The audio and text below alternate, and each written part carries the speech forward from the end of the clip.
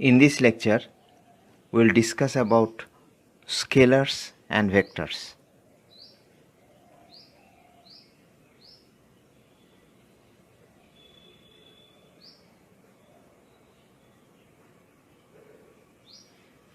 Let us first mention what we mean by the term observable.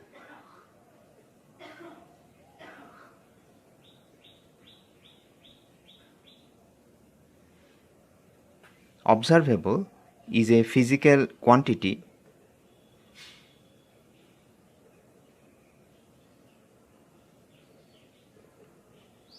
that can be measured.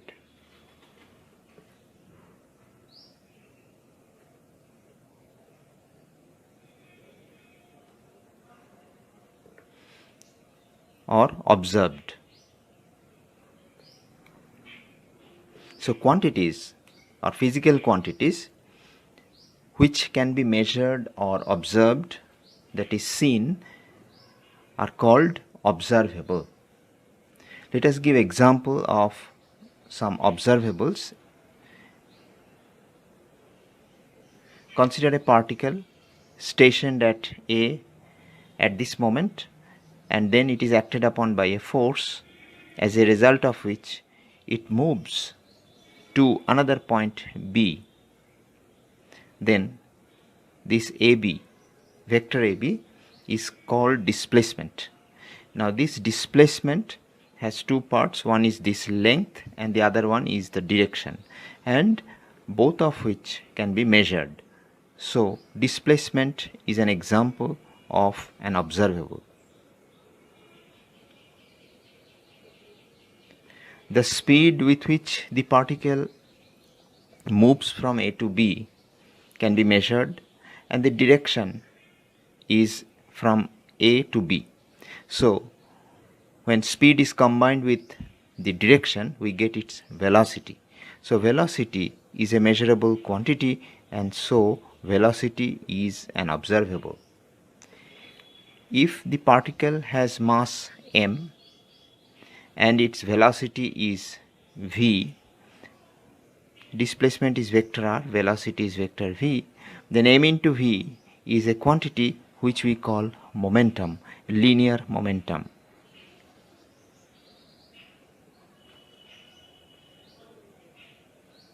So linear momentum is another example of an observable.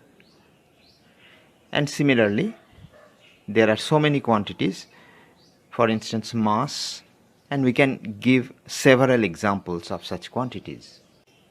Next, observable can be a scalar. Your mass is m. Observable can be a scalar. Observable can be a vector. And there are observables which are neither scalar nor vector, and we reserve the term tensor to describe such quantities. So observables may be a scalar, may be a vector, may be a tensor as well. We would next discuss what we mean by a scalar. Scalars are observables or physical quantities that have magnitude.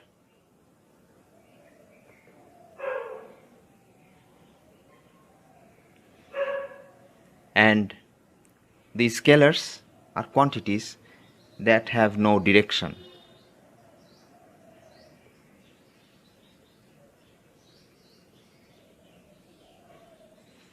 Scalars are quantities that obey certain algebraic rules. So they obey rules of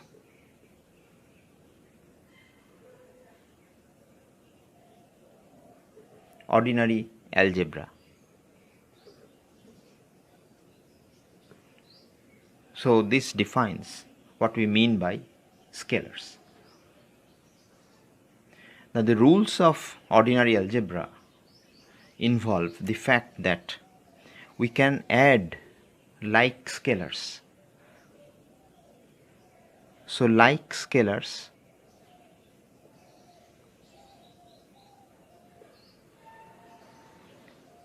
can be added or subtracted.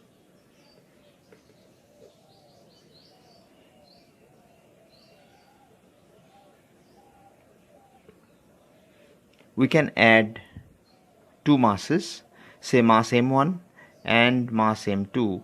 They, when combined, give us the total mass m.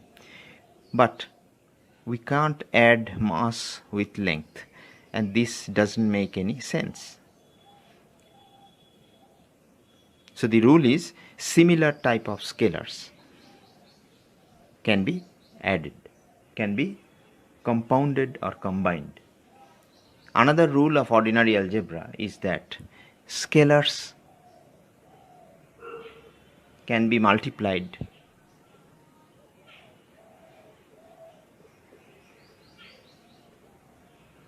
or divided.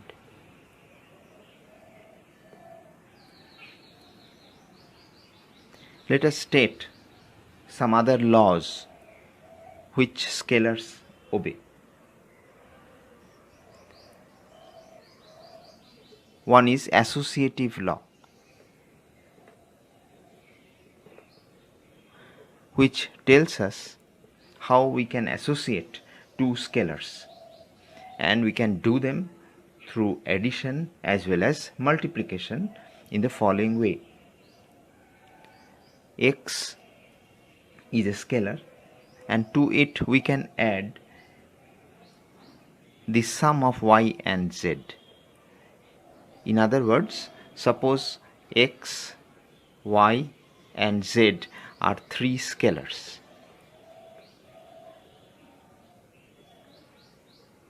Now, how can we combine them or compound them? We can first add y to z, and then we get a sum y plus z, and then to that sum we can add x. Now someone might choose a different path, and someone might add x and y first, and to this sum we can add z. Now according to associative law, these two modes of association lead to the same sum. So this is associative law. Another technique of compounding them or combining them is through multiplication. So someone might prefer to multiply y with z first to get the product yz, and then we can multiply the product with x to end up with this result. And another person might choose x and y to be multiplied first, and this is the product, and then we multiply this product with z. Now these two results according to associative law are same, and we can check them. If we take, suppose x equal to 3, y equal to 4 and z is equal to 5, and we can check whether these laws hold, and they indeed hold. You can check it yourself. Another very important law which scalars obey is the commutative law.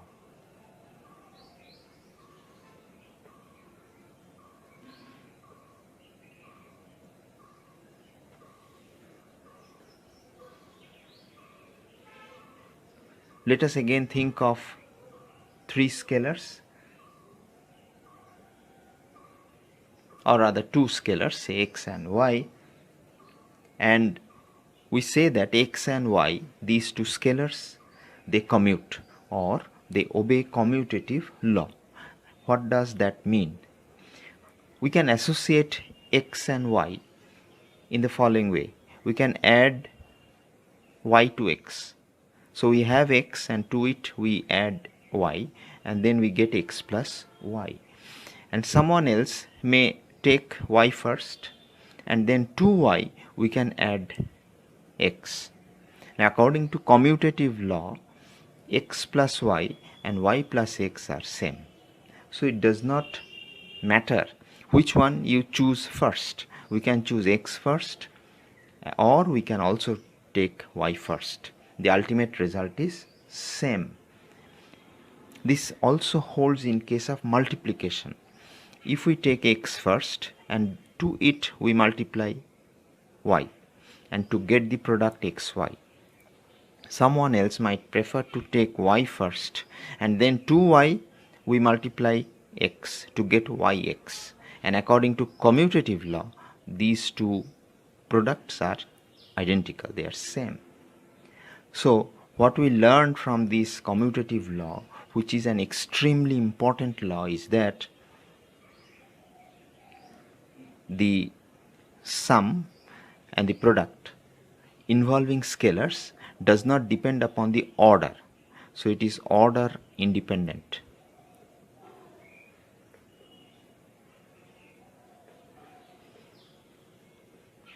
Means scalars commute.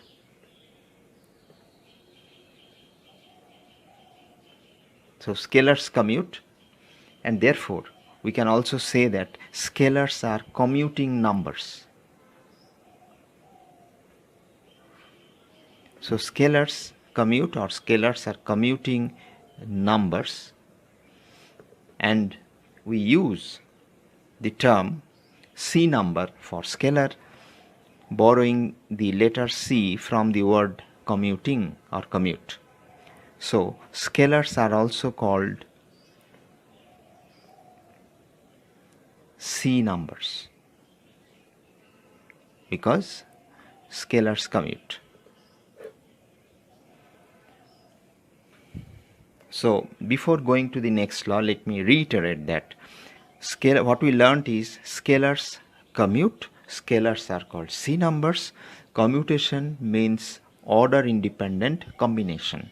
Either it is a sum or multiplication, does not depend which one you take first. Another law which scalars obey is distributive law. So scalars obey distributive law. This in fact tells us how we can distribute the scalars. For instance, let us consider the sum y plus z. Now we take three scalars x, y and z. They are three scalars. You form the sum y plus z and then you multiply x to it, to the sum. So this is what we get. This is the product. Now according to distributive law, if we take the products individually, say x with y and x with z, and then add them, then this sum and this product are equal. We can also try in a different way. For instance, let us add x and y first, and then we multiply this sum with z, so we have a product. A different approach would be to multiply x with z, to multiply y with z and add them. Then this sum, according to distributive law, is equal to this product. So this is the distributive law which scalars respect. Let me now give some example of scalars.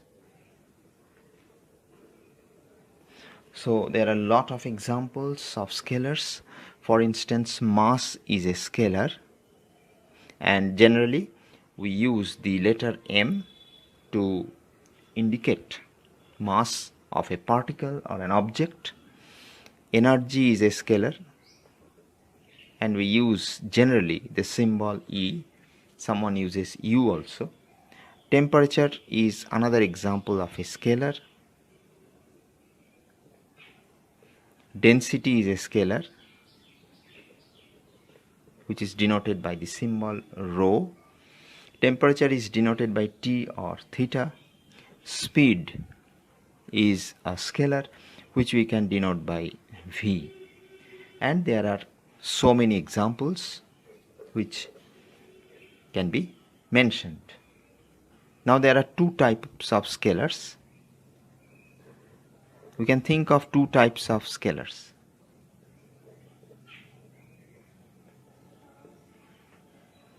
So there are two types of scalars.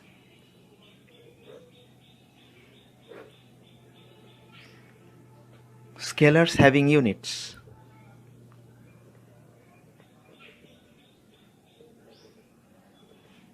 For instance, mass of some person is 50 kg. So mass is a scalar that has a unit. Temperature is a scalar that also has a unit, and the unit is Kelvin. So temperature of the room in which you are is suppose 300 Kelvin.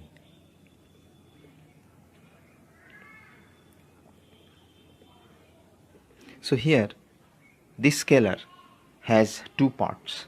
One is 300, which is a number, and this K represents a unit. If we say that someone's mass is 50 kg, then here also we have a number, and this is the unit. So we come across scalars which have a numeric and a unit, but we can think of scalars also that have no unit. So there are scalars which have no unit. For instance, strain is a scalar, and strain is change in length per unit length, and it is represented just by a number. So only a number is sufficient to specify the value of strain. It has no unit. Reynolds number is another example, and there is no unit of Reynolds number. As the name implies, it is simply a number. So we can think of two types of scalars. There are scalars such as temperature, such as mass, which comprise of two things. One is a numeric or a number, and to it we have to attach the unit to make some sense. If we say that the temperature of the room is 300, that doesn't make any sense. Mass is 50, no sense, so we have to attach a unit. But when we speak of strain or Reynolds number, you have just to mention the number, and there is no question of specifying any unit because they don't have any. Next, regarding scalar, we mention a very important thing, and that is how should we specify a scalar. So specification of a scalar. How to express a scalar? We all know that we have to mention one number, that is one component, to specify a scalar in any dimension. So we require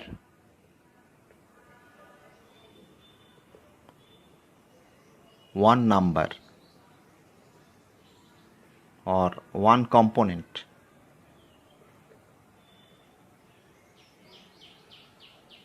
and this holds for any dimension, in any dimension.